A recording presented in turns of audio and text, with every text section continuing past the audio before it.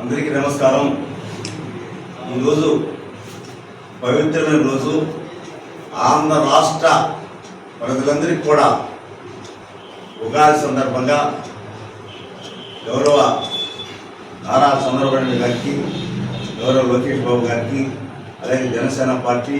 BJP నాయకులకు, తెలుగు రాష్ట్ర అభిమానులకు, కార్యకర్తలకు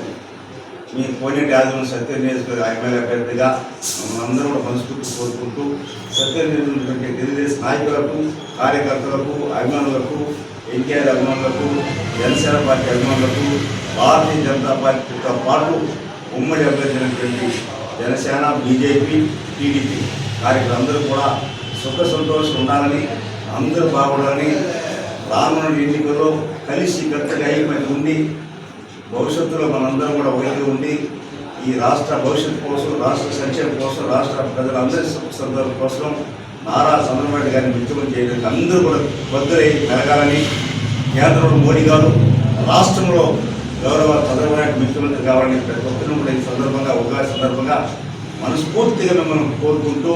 రాత్రి పగలను కష్టపడి ఈ రాష్ట్ర భవిష్యత్తు కోసం, అందరి కోసం మనందరికీ ముందుకెళ్ళాలని